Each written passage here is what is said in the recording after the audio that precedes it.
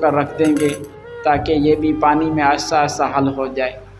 1 ग्राम हम इसमें लाल रंग डालेंगे, अगर आप चाहें तो डाल लें, अगर ना चाहें तो शरबत का अपना भी बेहतरीन रंग होता है तो आप नहीं भी डाल सकते हैं। उसके बाद हम जो जड़ी बूटियाँ थी उनको तकरीबन नॉर्मल आग पर 3 से 4 घंटे तक पकाएंगे या 2 घंटे तक हम इसको पकाएंगे, यहाँ तक कि 4 किलो पानी में से सिर्फ 1 किलो पानी बाकी रहे। 1 लीटर पानी बाकी रह जाए, 3 लीटर पानी जो है वो उड़ जाए और ख़त्म हो जाए और तमाम जड़ी बूटियों का जो असर है वो पानी में आ जाए, तो इसको हम बहुत ही काफ़ी देर तक तकरीबन 3-4 घंटे लगते हैं मुकम्मल शरबत, लाल शरबत को तैयार करने में।